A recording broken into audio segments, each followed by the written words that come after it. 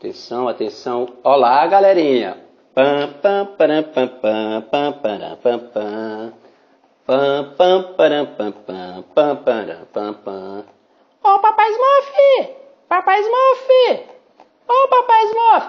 O que é, Smurfette? Menina, sai daqui, que eu quero ensinar esses meninos biologia. Fala, galerinha! Tudo bem com vocês? É isso aí, galerinha. Vamos estudar? Vamos estudar. Edição Amantes da Biologia. É a terceira edição, galerinha. Só estamos começando. Amantes Promete 2016. Pois é, galerinha. Gravar essa aula especial aqui para vocês. Vamos dizer que é uma aula inaugural. Que eu vou chamar de aulão. No formato podcast. Mas vou estar postando no YouTube, né? Aí ele fica assim, um vídeo no formato podcast. Meio estranho, né? Acabei de inventar isso. Mas acredito eu que vai dar certo. Vamos lá. Vocês podem estar acessando o canal no YouTube e ouvindo esse podcast no formato de vídeo, só no Amantes da Biologia. Aproveite. Mas, professor, o que é, na verdade, esse tal de aulão? Pois é, para quem não conhece o grupo, quem ainda não tinha participado, dentro da metodologia dos nossos trabalhos, que aí já vai para o terceiro ano, no nosso canal a gente fez, logo no começo, né, vários aulões preparatórios aí para os vestibulares e para o Enem, certo?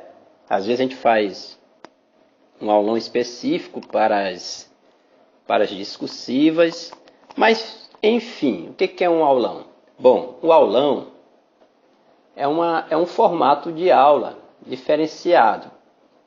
Aulão quer dizer que vem de um tempo que demora durante a aula que você está ali comentando, geralmente através de questões ou fragmentos de conteúdo. Porque é assim, se você está lendo o enunciado de uma questão, tipo uma revisão, você vai lá, lê o enunciado, lê as alternativas, né? E marca a que você achar que é correta. Não, no aulão não é assim. Você lê o enunciado, você comenta até as alternativas, se for o caso, e no final você escolhe a alternativa correta, depois desse comentário todo. E isso geralmente leva um tempo, cada questão demora, não é só simplesmente marcar. Por isso que o nome é aulão. Galera, tem a ver com o tempo, para quem não sabia. Então esses aulões, durante esse meu projeto, eu fiz até presenciais, né? A gente combinava aqui no grupo, no WhatsApp, né? E marcávamos o encontro, geralmente num domingo. Tipo, 2h30 a 3h. A gente envia o material para vocês, né? Por e-mail, vocês imprimem. Mas também eu levo às vezes, porque eu gosto de levar a capa bonitinho. E aí você paga só a aula, né? Muito barato, show de aula, com a interação com os alunos, claro, que a gente não sabe de tudo. E aí acaba sendo muito proveitoso, te dá um retorno muito grande. Isso na forma presencial, mas a gente faz também o aulão, esse que a gente vai começar agora, de forma online, né? À distância, que hoje está na moda, né? Tudo é à distância, é virtual. Então, galerinha, o Amantes da Biologia ele tem vários recursos. Não fiquem surpresos, não. Tem coisas boas por aí, fora as que você já sabe, né? Mapas conceituais ou mentais, que a gente posta. A gente atualiza o grupo diariamente. Tem as apostilas que eu fico enviando para os alunos, né? Os podcasts. As atualizações são diárias, como eu estou falando. E os professores monitores, que é a novidade da última edição. Os professores monitores, não só de biologia, mas temos aí a professora Carolina Ferreira, que ela ajudou muito na edição passada com língua portuguesa e redação. Então eu acredito que é um grupo de estudos de fato, né? E no meio dessa nossa incursão do processo, né? Durante o ano passado, ou este ano que está finalizando, desculpem, da última edição, né? A gente teve até uma mídia aí, uma cobertura jornalística, né? Uma cobertura jornalística em função da internet, porque a gente tem o Amantes também no Facebook e chama atenção, né? E eles gostam de fazer matérias assim, do Enem principalmente. Então a gente teve aí duas oportunidades deles nos encontrarem e a gente fazer essas matérias. Quem quiser assisti-las está lá no meu canal no YouTube, né? A gente tem que matar a cobra e mostrar o pau. Então, galerinha, vamos ao que interessa. Aulão de Biologia com o professor Allan Calvé que vos fala. Muita calma nessa hora, vai dar tudo certo. Então, como é um aulão, a variedade de conteúdos são diversas. Conteúdo ali, outro aqui, uma questão ali, outra aqui. Papai Smurf. Pois é, galera, nós vamos começar aqui com ecologia. Eu gosto muito de ecologia, né? Sou suspeito em falar de ecologia, que eu gosto muito. Mas sim, galera, o que é ecologia, na verdade? Para a gente entender alguns conceitos, alguns termos em ecologia, que é importante, você tem que entender o que é ecologia. Que você sabe que é uma ciência que está ligada à biologia, assim como tem outras. Tem a genética, tem a microbiologia, histologia, né? Evolução. Tudo estuda em biologia. Então, ecologia não é diferente. É uma ciência que ela estuda as relações existentes, né, entre os seres vivos. Aí vem a vida, né, que a gente chama de biótico, a vida, e o meio ambiente, que são as condições físico-químicas. Então, essa interação, essas relações existentes entre os seres vivos com o meio é a ecologia, certo? Ela ocorre em toda a vida na Terra, né? De forma organizada. É o que a gente chama de níveis de organização dos seres vivos. Os níveis hierárquicos de complexidade, certo? E vai desde o átomo, passando pela molécula, pela célula, pelos tecidos, que vocês sabem, pelos órgãos, pelo sistema, pelo organismo, que é o mesmo indivíduo, certo? Pela população. Aí vem essa complexidade. Vem aumentando a complexidade. Depois de população vem o que, galerinha? Comunidade, ecossistema e, finalmente, a biosfera, né? Exatamente, o planeta, a biosfera. Isso são os níveis de organização que é estudado dentro da ecologia. Vamos aqui a alguns conceitos. Galerinha, eu gosto muito de falar em nicho ecológico também, que eles gostam de abordar nicho ecológico nos vestibulares. E muitas das vezes as pessoas confundem nicho ecológico. O conceito confunde com o habitat, por exemplo. Então, na verdade, o nicho ecológico é o endereço, né, dessa espécie onde ela vive. E, aliado ao seu endereço, onde ela vive, que seria só o habitat, além desse habitat, que é o endereço, tem o modo de vida dessa espécie naquele ecossistema que ela vive. Veja bem, toda espécie tem um nicho ecológico, galerinha. É o modo de vida de uma espécie, as suas relações adaptativas, vamos dizer assim, com o meio ambiente.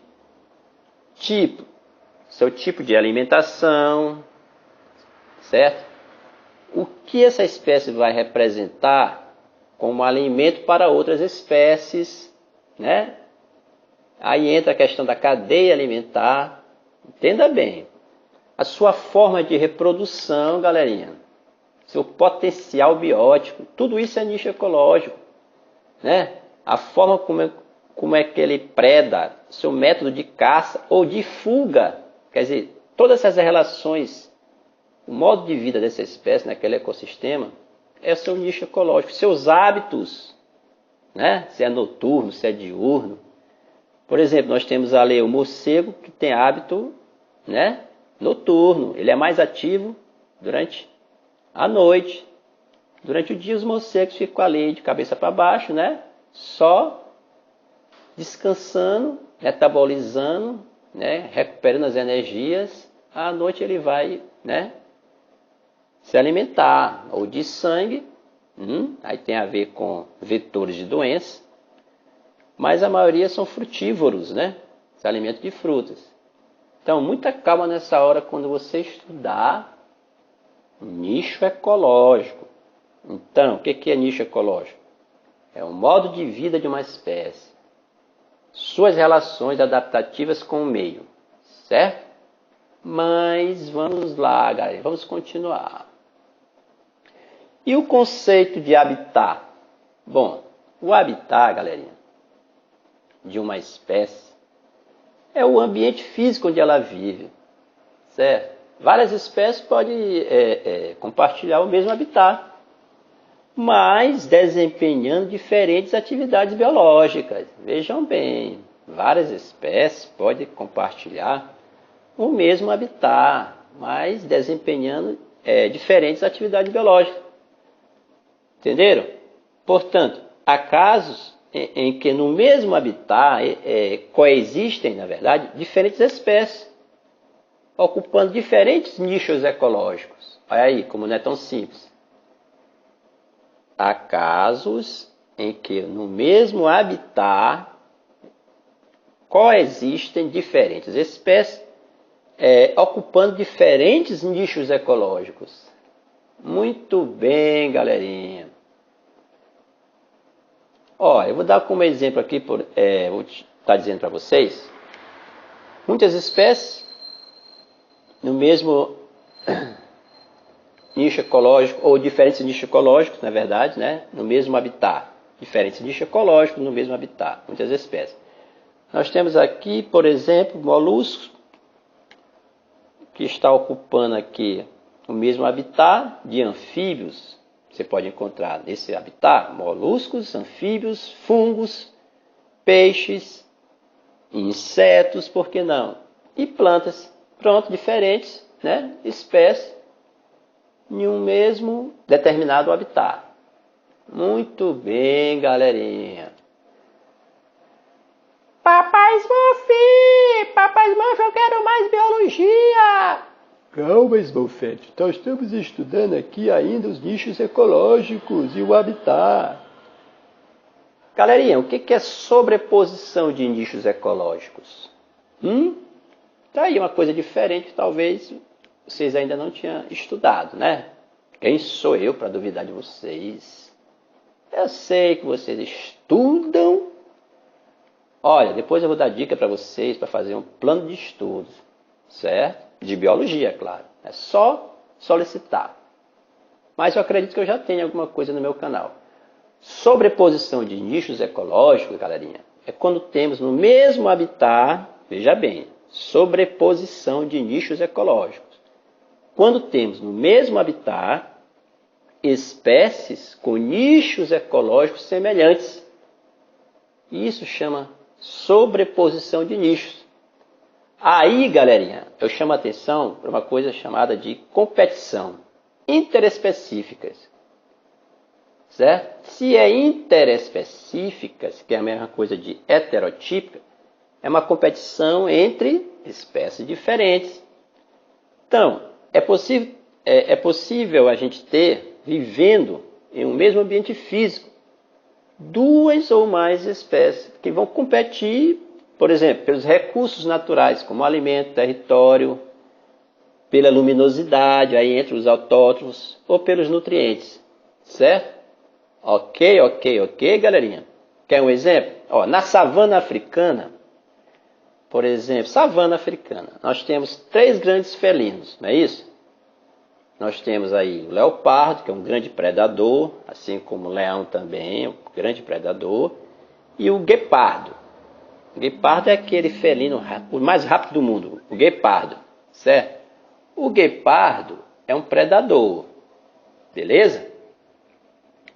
Assim como o leão, assim como o leopardo. E a presa, coitadinha, a vítima, é o antílope. Então esses três vão estar competindo, certo? Por um alimento, que seria, no caso, o antílope. Espécies diferentes, interespecífica, certo? Sobreposição de nichos. Eles vão ter o mesmo papel, né, nesse ecossistema, como predador, certo? Nesse mesmo ambiente físico, são diferentes espécies que vão competir pelo mesmo recurso. Isso é sobreposição de nichos ecológicos. Muita calma nessa hora. Vamos lá? Muito bem. Galerinha, e cadeia alimentar? Hein? Essa representação gráfica que tem no ecossistema. Isso chama-se fluxo de energia, né? Cadeia alimentar não é tão simples. Nós temos também aí podcast de cadeia alimentar explicando. Muitas das vezes a pessoa acha que é a mesma coisa que você aprendeu lá no fundamental. Não é isso. Um animal come um outro e outro come outro. Aí tem a setinha. Será que é só isso? Muita calma nessa hora. Olha, para você representar o fluxo de energia dos autótrofos para os heterótrofos, a gente usa essa representação gráfica, né? Um esquema linear, que é denominado cadeia alimentar. Olha, vejam bem, numa cadeia alimentar, galerinha, está implícita as relações alimentares entre os seres vivos. Isto é, aquele que ocupa o começo da seta é a comida, certo? E aquele que ocupa o final da seta é o comedor. Repetindo, aquele que ocupa o começo da seta é a comida, ou seja, a base da seta. E aquele que ocupa o final da seta, que é o ápice, a ponta da seta, é o comedor. Então, essa dica é muito importante. Para onde as setas estão apontadas e quem estão na sua base, certo? Às vezes tem várias setas apontadas para um indivíduo, vamos dizer assim, para um elo da cadeia, e na base dessas setas tem diferentes indivíduos que podem ser consumidores primários, secundário, terciário. Então, veja bem, aí você vai entender que um mesmo indivíduo ele pode ser tanto primário, consumidor primário, como consumidor secundário, por exemplo. Ou ele pode ser tanto consumidor secundário, quanto consumidor terciário. Você tem que saber descrever uma cadeia, na verdade, que é um conjunto de cadeia que já é teia alimentar, né? E responder a questão. Não é tão simples. Muita calma nessa hora. A gente sabe também que numa cadeia alimentar, o fluxo de energia ele é unidirecional. Numa cadeia alimentar que é linear, o fluxo de energia ele é unidirecional. Ou seja, vai do produtor, passa pelo consumidor primário, tem que passar para o consumidor secundário, terciário, quaternário e assim por diante. Certo? Não passa do produtor direto para o consumidor terciário. Não, ele é unidirecional, em cadeia, certo? Cada elo da cadeia alimentar é chamado de nível trófico, certo? O que é nível trófico? É um conjunto de organismos da cadeia com o mesmo tipo de nutrição. Nível trófico, certo? Tem o primeiro nível trófico, todo mundo conhece, que é o mais energético, representado pelos seres fotossintetizantes, que são os produtores, é o primeiro nível trófico. O segundo nível trófico é o consumidor primário, o terceiro nível trófico é o consumidor secundário e assim por diante. Às vezes o aluno confunde. O primeiro nível trófico é o produtor, certo? Veja bem, consumidor primário, pela palavra ser primário, ele acha que o primeiro nível trófico é o consumidor primário, mas não é, a gente confere a partir do produtor. Quem é o primeiro nível trófico? É o produtor. Então, o consumidor primário é o segundo nível trófico, certo? Então, muita calma nessa hora para entender cadeia alimentar. Para entender cadeia alimentar. Então, a vida no nosso planeta, galerinha, depende primeiramente da energia que vem do Sol, certo? Luminosidade. Uma pequena parte dessa energia ela é absorvida por quem? Pelos autótrofos, né? Seres vivos fotossintetizantes, os produtores. E repassada para os heterótrofos através da cadeia alimentar. Isso vocês têm que entender. O fluxo de energia, tá, galerinha? Numa cadeia alimentar.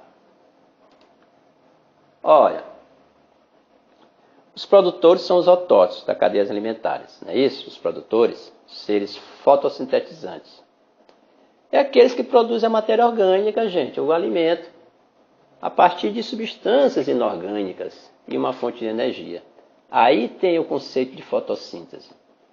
Esses organismos fotossintetizantes ainda têm, representados pelos produtores, ainda tem os quimiosintetizantes, certo? Esses quimiosintetizantes, que podem ser os produtores também, hein, galerinha? Eles conseguem energia a partir de quê? Os quimiosintetizantes. A fonte de energia dos fotossintetizantes é a luz. E dos quimiosintetizantes? É a oxidação de quê? De substâncias inorgânicas, certo? Os principais fotossintetizantes, galerinha, dos ecossistemas são as plantas. Mas tem as algas protistas, tem as cianobactérias. Olha, os organismos quimiosintetizantes são algumas espécies de bactérias, certo? Como as do gênero Nitrosomonas sp, lembra? Ou Nitrobacter sp. Esses são quimiosintetizantes. Muito bem, galerinha. Os heterótrofos são aqueles que conseguem produzir seu próprio alimento, diferente de autótrofos, né? Mas eles obtêm já pronto, né? A partir da matéria orgânica existente no meio.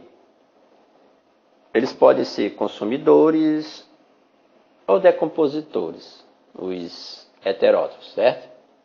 Os consumidores conseguem o alimento, consumindo a matéria orgânica, como eu havia falado, é existente onde? Nos outros seres vivos, galera. São muitas vezes predadores, os predadores, né? Esses consumidores representados pelos predadores, também podem ser parasitas, é isso? Isso a gente estuda muito em relações ecológicas, os parasitas. Os decompositores, todos sabem, são aqueles que decompõem a matéria orgânica, né? Matéria orgânica morta, né? Ou de resíduos gerados por organismo. Esses decompositores, eles são fundamentais, galerinha, para a reciclagem da matéria. Eles transformam a matéria orgânica em inorgânica, ou seja, em sais minerais, que pode ser reaproveitado novamente, né, dentro do ciclo, né, pelos produtores. Isso aí, os fungos e as bactérias são os principais representantes dos decompositores da natureza. Não é isso? Muito bem, galera.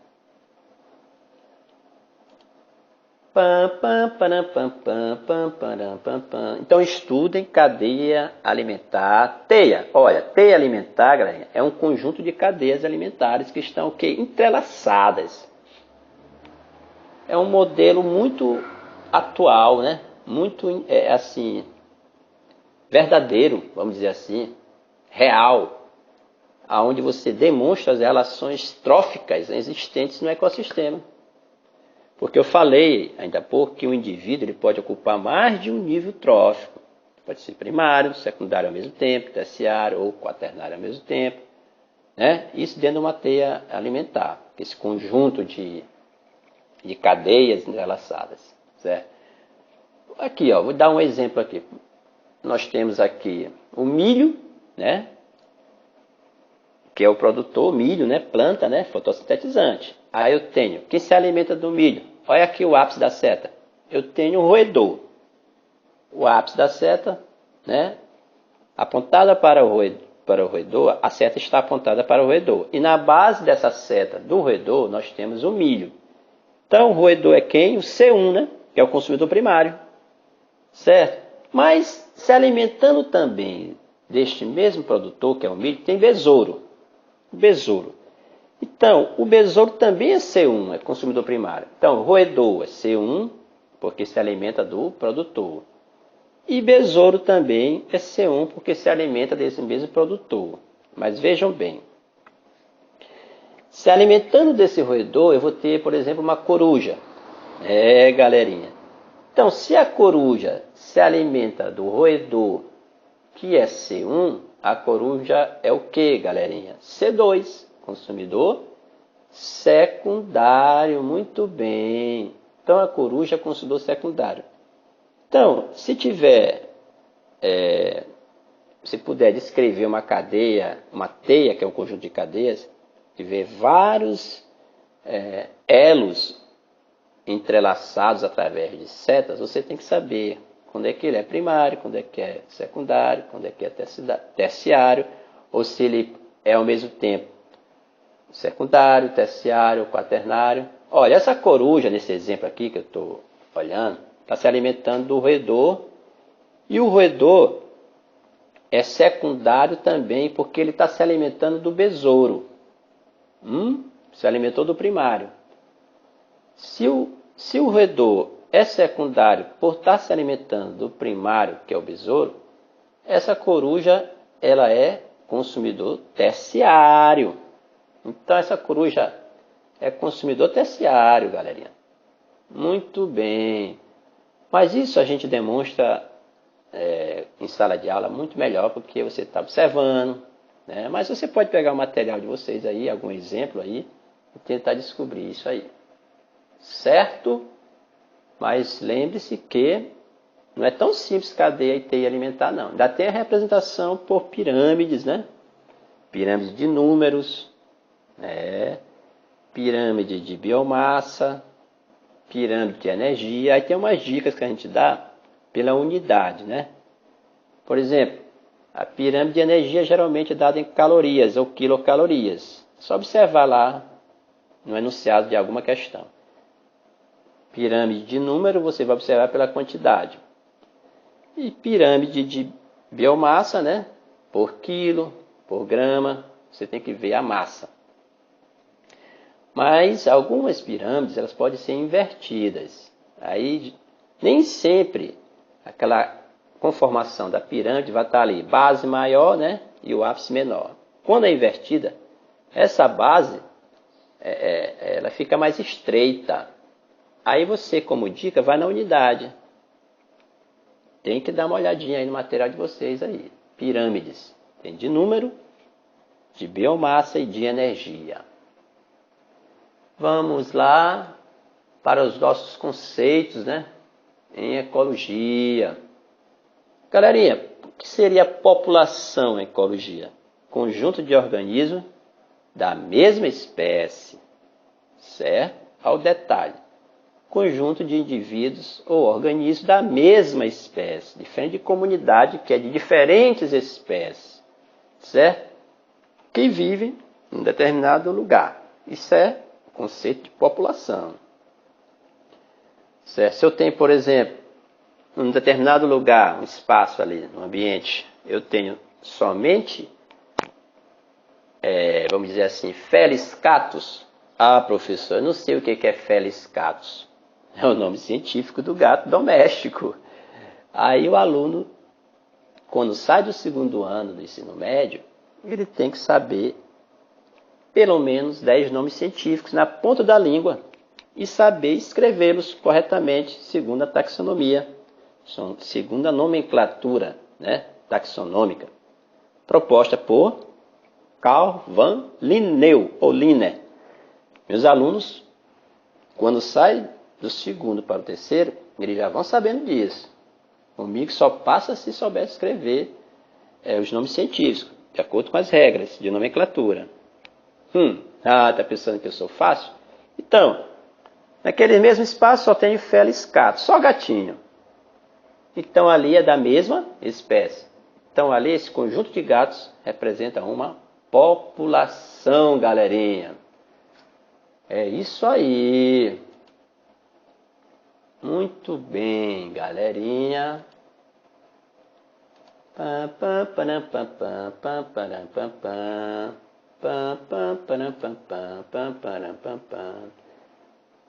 E comunidade, galerinha? Também é chamado de quê? De biocenose. Aos termos, a sinonímia em biologia, às vezes uma coisa quer dizer a mesma coisa. E aí o aluno não sabe o que é biocenose, que é a mesma coisa de comunidade, aí ele perde por isso. Galerinha, biocenose é a mesma coisa de comunidade biológica, que é o conjunto de todos os seres vivos que vivem em um determinado lugar, ou ainda pode ser o conjunto de todas as populações. Já caiu questões dessas nos vestibulares. Eu tenho uma população de formiga, uma população de abelha, uma população de borboleta, mas são espécies diferentes, mas vivem ali no mesmo ecossistema, no mesmo lugar. Então isso é comunidade. Certo? Então muita calma nessa hora com o conceito de comunidade também, ou biocenose. Nesse exemplo aqui, que eu estou tendo como referência aqui para dar essa aula para vocês, esse aulão, nós temos aqui no mesmo ambiente uma população de flamingos, né? Que é uma ave, né? Tem a população de um capim, capim é indivíduo, capim é espécie. Galerinha, muitas das vezes as pessoas acham que o capim, por exemplo, um indivíduo, um pé de cana de açúcar, não é um ser vivo. Tem gente que pensa assim, se confunde. Está misturado aqui com os animais, mas é um ser vivo diferente, é uma espécie diferente. Então eu tenho uma população de flamingos, rosas, flamingos, uma população de capim, né? O capim comum aqui, tem vários tipos de capim, várias espécies. Não vou falar de capim aqui, né? De monocotiledôneas, de leguminosas, porque é botânica, isso é depois, em outro momento. Nós temos aqui uma população de hipopótamos e uma população de crocodilos, né? Então são várias espécies no mesmo ambiente. Isso é o quê? Comunidade. É o conjunto de todos os seres vivos que vivem em determinado lugar ou o conjunto de todas as populações. Fechado? Fechado, né? Muito bem, galerinha. Galerinha, vocês sabem o que é sucessão ecológica? Sucessão ecológica está dentro dos conceitos também de ecologia. Muito cobrado também isso aí. As comunidades, já que a gente está falando de comunidades, as comunidades biológicas, elas podem sofrer ao longo do tempo modificações, até chegar ao momento que ela entra no estágio que a gente chama de clímax, que estabiliza. Então essas transformações, né, a transformação da biodiversidade biológica e da produtividade, que uma comunidade sofre ao longo das gerações, isso é chamado de sucessão ecológica.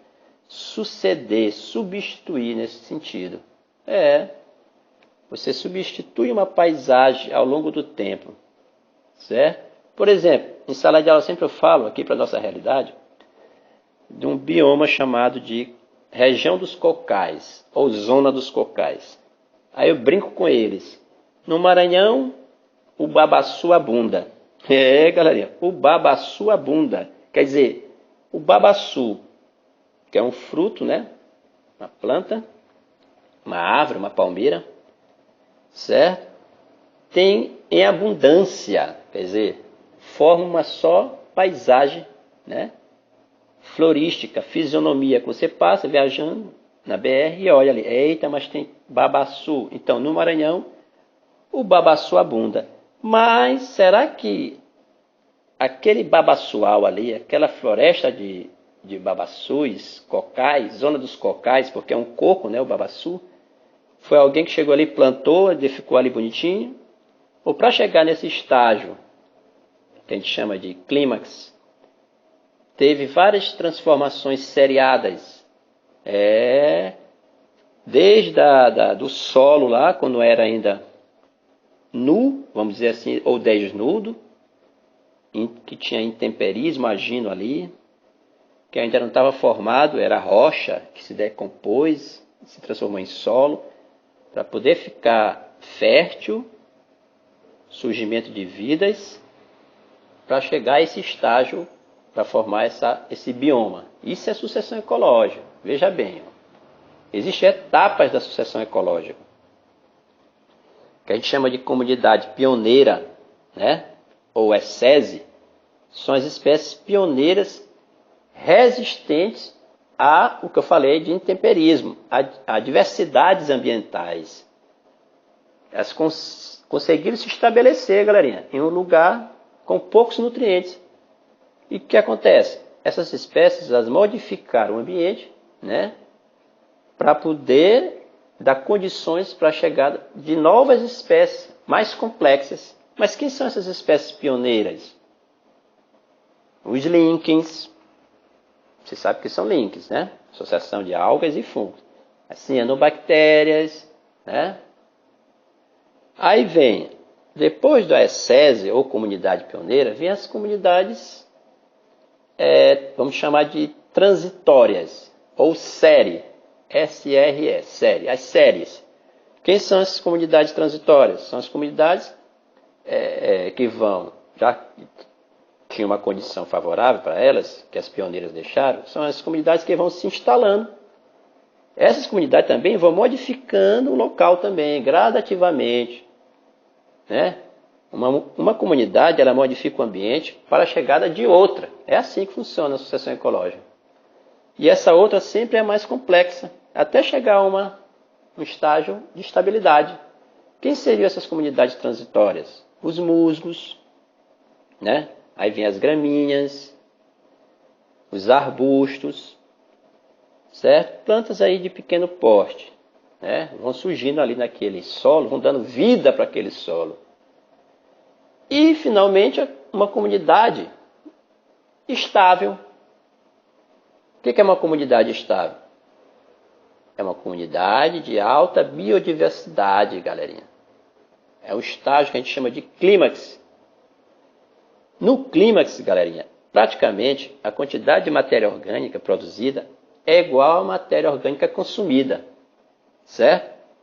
Um exemplo de comunidade clímax, acabei de falar, floresta, zona dos cocais, o bioma dos babaçus lá, né? Outro exemplo, uma comunidade já estabilizada, floresta tropical, pronto. Para que é maior biodiversidade do que a floresta tropical? Então, isso é sucessão ecológica. Entenderam? É essa transformação de biodiversidade biológica e de produtividade. Essa sucessão, essas modificações ao longo, né, das gerações. Muito bem. Mas, galerinha, a gente sabe que tem dois tipos de sucessão ecológica, certo? Tem a primária e a secundária. Veja bem, a primária é aquela que ocorre a partir de locais que outrora eram estéreis, inóspitos. Lembra que eu falei de rochas que se decomporam para se transformar em solo? E secundária é aquela que ocorre em menor tempo, a partir de locais que eram habitados já, mas foram destruídos pelo próprio homem, atividade antrópica, né?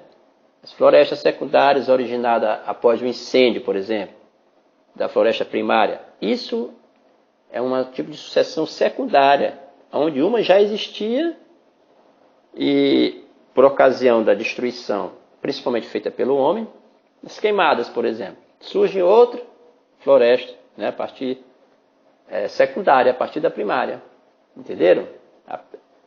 Isso é sucessão ecológica secundária. A sucessão ecológica primária não, é aquela que ocorre a partir de locais estéreis, nada foi plantado, né? Era rocha que se decompôs em solo, era um ambiente inóspito, aí surgiu aqueles micro-organismos que deram essa condição favorável àquele solo para começar a formar uma vegetação, vamos dizer assim, mais complexa, né? Mais complexa. Então eu tenho aqui, por exemplo, na sucessão ecológica primária, eu tenho a rocha nua, né?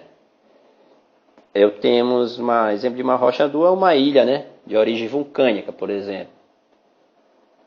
Que tem ali umas rochas, vamos chamar de magmáticas, né? Aí depois vem os links, né? Foram cobrindo ali aquela rocha, que é a comunidade pioneira, o ESSESI, vão se instalando ali sobre aquelas rochas, vão liberando substâncias, né, químicas, provocando ali um intemperismo biológico, um desgaste, né, galerinha, das rochas, liberando os sedimentos que vão se misturar com os restos mortais desses organismos, né? Uma pequena camada de solo vai se formando com o tempo. É isso?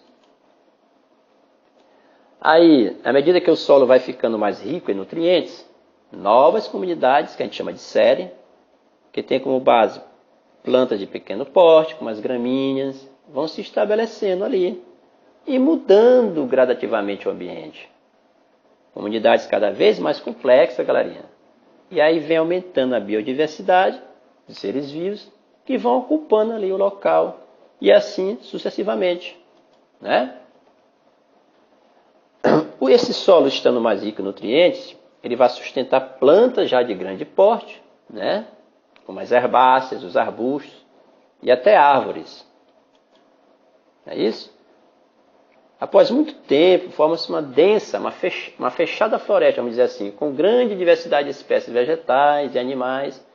Aí, galerinha, já trata-se de uma comunidade clímax. Ela é praticamente estável, né? Mantida por uma especificidade de nichos ecológicos, vamos chamar assim. No clímax, galerinha, a produção de matéria orgânica ela é tão grande quanto o consumo da mesma, né? Quanto mais matéria orgânica produz, mais espécies ali consumindo aquela comunidade ali. Muito bem, tá aí. Isso é uma sucessão ecológica primária. Na secundária, é o que eu falei há pouco, as queimadas, por exemplo, provocadas pelo homem. Nós temos uma floresta primária, que é nativa ou original, né? Tinha pouca interferência humana. Era bem original, nativa. Tinha pouca interferência humana. Depois, após um incêndio, por exemplo, o solo ele contém alguns nutrientes. Ficou os nutrientes de lá. Então, a partir daí, vai iniciar uma sucessão secundária. Porque a floresta já existia, foi queimada. Por isso que é secundária. Aí vai aparecer o surgimento de... Ninguém nunca roçou aí, você sabe o que é roçar? Geralmente os caras vão plantar, primeiro eles roçam, eles queimam ali a pastagem, o capim. Aí inicia-se uma sucessão secundária com plantas de pequeno porte. Quem vai aparecer primeiro são as gramíneas, que são pouco exigentes, né? Aí o tempo vai passando, o solo fica mais rico em nutrientes, passa a sustentar plantas também de grande porte, como as herbáceas também, arbustos, né? E até árvores. Depois, uma floresta secundária ela é formada. Nesse local, volta a se formar, né, uma paisagem com características de uma comunidade estabilizada, que a gente chama de clímax. Uma acentuada biodiversidade, podendo ser igual ou diferente da que estava, da original. E estabilidade entre produção e consumo de matéria orgânica. Então tá aí. Essa é a sucessão ecológica secundária. Muito bem, galerinha. Ok? Só algumas dicas. Galerinha, ESSESI é comunidade pioneira, ESSESI. O que acontece? Poucas espécies, seres poucos exigentes, né? E na comunidade estável, que é o clímax, muitas espécies, seres já muitos exigentes. Essa é a diferença de comunidade pioneira, ou ESSESI, para a comunidade estável, ou clímax. Muito bem, galerinha. Galerinha, para fechar, Ecossistema. Bom, ecossistema tem vários conceitos assim, que no final quer dizer a mesma coisa para quem tem uma base. Se eu disser assim, que ecossistema é igual meio biótico mais abiótico, todo mundo entendeu? Mas, professor, eu não sei o que é meio abiótico e meio biótico. Pois, Bofete, você tem que saber que meio biótico são os seres vivos. Bio vem de vida, é a comunidade viva. E meio abiótico são os fatores físico-químicos. Vento, chuva, água, relevo, rochas, pH, salinidade, profundidade, luz, temperatura. Muito bem, galerinha. Então tá aí, ó. Ecossistema é um conjunto que envolve seres vivos, gente. Também chamado de comunidade biótica, biocenose, comunidade biológica. E se relaciona com o meio físico, que é o ambiente em si, o lugar, né? O biótopo. Em outras palavras, no ecossistema ocorre uma interação. Há uma transferência de matéria e energia entre um meio que a gente chama de biótico e um meio não biótico, né? E um meio não biótico ou não vivo, que é o físico-químico. Então, vento, chuva, água, relevo, rochas, pH, tudo isso é componente físico-químico, salinidade, profundidade, luz, temperatura. Então, para existir vida, tem que ter uma relação do biótico com o abiótico. Até uma minhoca tem o seu microecossistema ali. Ela precisa o quê para sobreviver? Ela precisa interagir com as condições favoráveis do solo. O pH do solo, a umidade, é o microecossistema dela. Isso é ecossistema, relação do vivo com o não vivo. Tranquilo? Muito bem.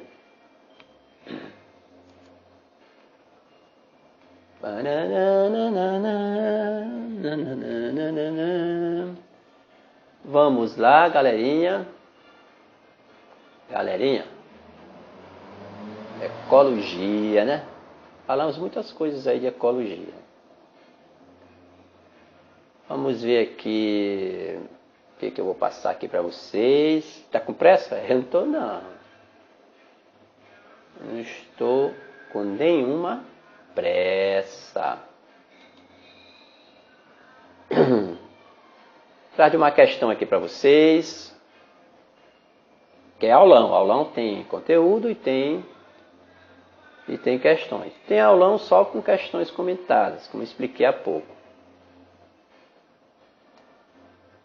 Galerinha, não esqueçam de estar de acordo com a metodologia do grupo. Outra coisa, acompanhe as informações, invistam em uma internet de qualidade para você aproveitar melhor o grupo de estudos no WhatsApp. Porque assim, o aluno não quer investir em seu próprio benefício. A verdade é essa, tem que ser dita. Como é que você não tem uma internet boa, razoável, para estudar? Como é que você vai aproveitar as mídias? Você não pode nem baixar as mídias. Aí outros que podem saem na frente. É competição, queira ou não queira. É uma competição no grupo de estudos. Então, fique atento para isso. Invista numa internet, faça um esforço. Antes de eu falar em alguma questão aqui, galerinha, tem um termo também que é muito menos usual, mas também é ecológico, que é chamado de ecótono. O que é ecótono? O que é isso, professor? Ecótono. O que é ecótono? É uma zona de transição entre dois ou mais ecossistemas. Uma zona de transição. Região que apresenta grande diversidade de espécies. Então é importante. Apresenta grande diversidade de espécies por conter muitos nichos ecológicos, galerinha, que possibilitam o estabelecimento de organismos, né? De dois ecossistemas que estão ali próximos, né? Adjacente. A zona de transição entre o campo, por exemplo, e a floresta constitui um ecótono. Tem campo e tem floresta. Então apresenta animais e vegetais das mais variadas espécies das duas regiões, tanto no campo quanto na na floresta, além das espécies próprias nativas daquele ecossistema ali, certo? Isso é ecótono, zona de transição entre dois ecossistemas. Presta atenção.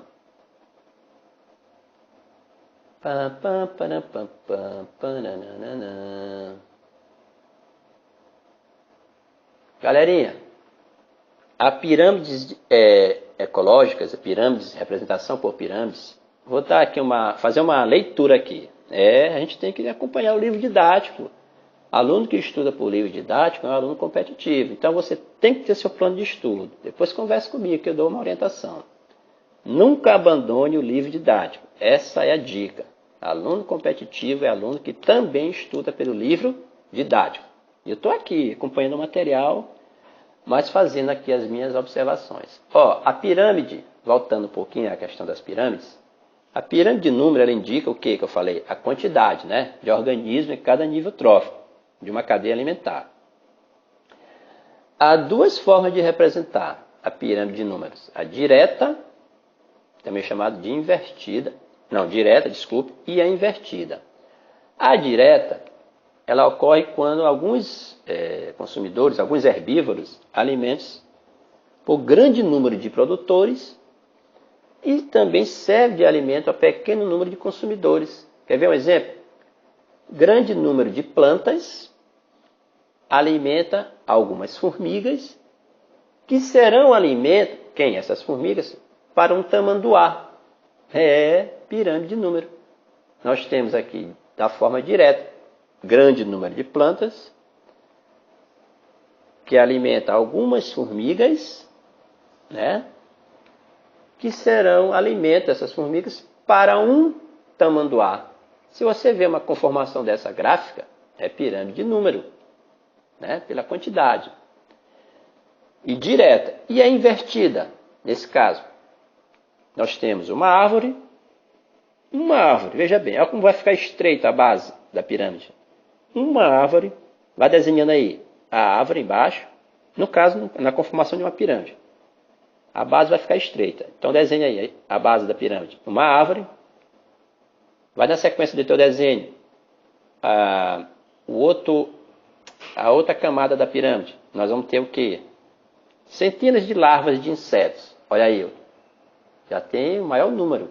Nós temos na base uma árvore. Depois eu tenho o quê? Centenas de larvas de insetos. Acima dessa camada nós temos milhares de protozoários parasitas. Então, vê como é que ficou a conformação aí da sua pirâmide. Você começou desenhando a base, que ficou estreita, porque é só uma árvore. Depois você vai enlarguecer mais a outra camada com centenas de larvas de insetos. Depois, em cima, milhares de protozoários parasitas. Então ela ficou uma pirâmide com o vértice para baixo e a base para cima. É assim que ficou seu desenho aí? Então a pirâmide de números invertida é quando grande número de consumidores alimentos de pequeno número de produtores, grande número de consumidores se alimenta de pequeno número de produtores. Então, nesse caso do desenho, a árvore ela está sustentando as larvas, dezenas de larvas, vamos dizer assim, e essas larvas serão alimento de somente alguns pássaros, né? Que são insetívoros. A de biomassa representa o quê? O peso, a massa, né? Dos organismos em cada nível da pirâmide. Pode ser invertida também? Pode. Então, a pirâmide de números, pirâmide de biomassa, pode ser tanto direta quanto invertida. Muito bem. Um exemplo de uma pirâmide invertida de biomassa. Nós temos aqui uma representação de uma biomassa de pequenos produtores, como fitoplâncton, né? Rapidamente consumido, tendo uma grande biomassa de consumidores primários, como zooplâncton. Geralmente, a dica para essa pirâmide de biomassa invertida, que ela ocorre em ecossistemas aquáticos, geralmente, como fitoplâncton, que será rapidamente consumido pelo zooplâncton, certo? Isso é uma pirâmide de biomassa invertida. Muito bem. E a pirâmide de energia? Será que ela pode ser direta e invertida? Não. A pirâmide de energia ela representa a quantidade de energia transferida de um nível trófico para o outro. Somente cerca de 10% da energia são passados, de um nível trófico para o seguinte. É aquela coisa do fluxo de energia que eu falei que é unidirecional. Por quê, gente? Porque só uma parcela é passada para o outro nível de energia. Porque uma parcela dela ainda será utilizada ou armazenada. E a outra parcela será dissipada na forma de calor, ou de restos alimentares. Então não é aproveitado 100% essa transferência de energia. Essa pirâmide ela nunca pode ser invertida. Por quê, professor? Ora, veja bem. Porque o fluxo de energia sempre vai diminuir, gente, na passagem para o nível trófico seguinte. Por que a pirâmide de energia não pode ser invertida? Porque o fluxo de energia sempre diminui na passagem para o nível trófico seguinte. Certo? Essa é a dica.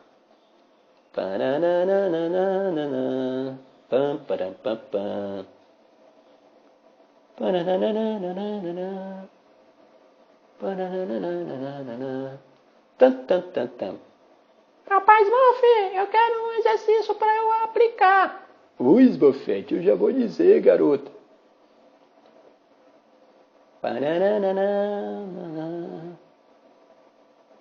Uma questão aqui da Unifor. Alguém aí de Ceará? Eu sei que tem. Vamos lá.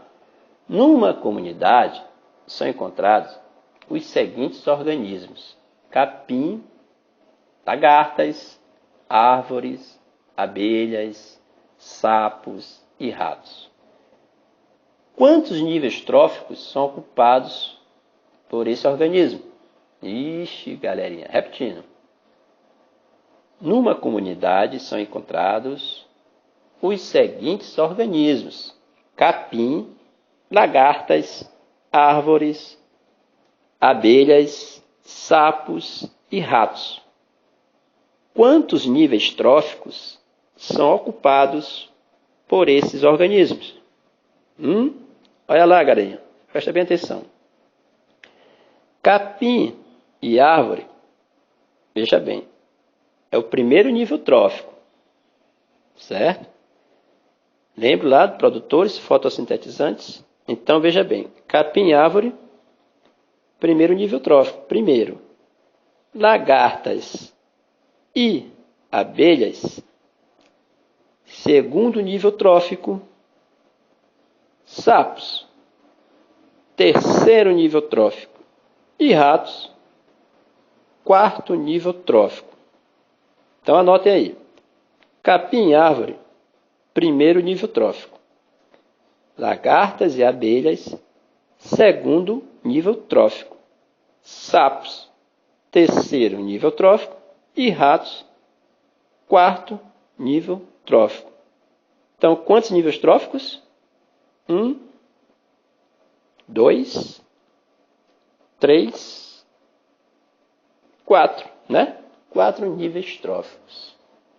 Fácil, Mas muita atenção nessa hora, galerinha. Uma outra questão aqui de São Paulo. Alguém aí de São Paulo? Eu sei que tem. O homem estará ocupando o nível trófico em que há maior aproveitamento de energia fixada pelos produtores. Quando escolher como cardápio, repetindo, o homem ele estará ocupando o nível trófico em que há maior aproveitamento de energia fixada pelos produtores. Quando escolher como cardápio, letra A, carne com creme de leite, B, peixe com camarão, C, frango com toicinho, D, pão com geleia de frutas, ou letra E, ovos com queijo. Então, em que condição, o que escolher para este homem, neste cardápio, para ele ocupar o nível trófico em que há maior aproveitamento de energia, que são fixadas pelos produtores? Letra A, carne com creme de leite. B, peixe com camarão. C, frango com toicinho. D, pão com geleia de frutas. Ou letra E, ovos com queijo. A dica aí é saber quem são os produtores, gente. Maior quantidade de energia, maior aproveitamento de energia fixada pelos produtores. Então, nós temos na letra D, pão com geleia de frutas. Pam, pam, pam, pam, pam, pam, pam, pam, pam. Outra questão. Numa comunidade, Paraná, convivem várias espécies de gramíneas, sapos, louva-a-Deus, corujas, gaviões e cobras. Esses organismos, presta atenção, não podem formar uma cadeia alimentar porque entre eles não há o quê? Repetindo, numa comunidade convivem várias espécies de gramíneas, sapos, louva-a-Deus, corujas, gaviões e cobras. Esses organismos não podem formar uma cadeia alimentar porque entre eles não há, letra A, produtores. O que vocês acham? Letra B, consumidores primários. Letra C, consumidores secundários. Letra D, consumidores terciários. Ou letra E, consumidores quaternários. Aí é o seguinte, galerinha. Tem que armar a cadeia graficamente para entender. Então a resposta correta, vocês vão fazer aí depois conferir. Letra B, consumidores primários. Não podem formar uma cadeia porque entre eles não há consumidores primários. Certo? Muito bem, galerinha. Olha, dentro de ecologia tem outros assuntos importantíssimos, que também eu tenho podcast, vídeos no meu canal no YouTube. Tipo, os ciclos biogeoquímicos, principalmente o do nitrogênio, nós temos lá. E tem outros assuntos relacionados ao meio ambiente, portanto, a ecologia, muito abordados também nos vestibulares. Poluição da água tem demais aí no meu canal. Eutrofização, né? Falamos aí de forma demasiada na edição do Amantes passada. Enfim, acesse o Amantes, Facebook também. Vocês colocam lá pergunta, onde tem aquela janelinha de pesquisa, vai aparecer, eu acho que mais de 100 já, né? Perguntas. E o melhor é que elas são comentadas. Eu me preocupo em comentar.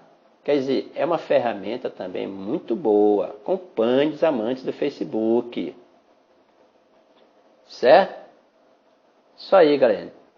Nós vamos estar juntos aí essa temporada toda aí. Eu gostaria que vocês se inteirassem, desculpem, da nova metodologia do Amantes da Biologia. E os professores monitores também estarão conosco a partir de janeiro, né? São 10 meses de preparação aí. Então, obrigado pela atenção de vocês. Qualquer coisa, qualquer dúvida, me procure, me chame no WhatsApp, certo? Ou inbox, caso do Facebook. Gostaria também que vocês comentassem esse vídeo em forma de podcast, desse um joinha, comentasse, falasse alguma coisa, porque isso motiva a gente a continuar. Posso contar com vocês? Abraços do professor Alan Calvé.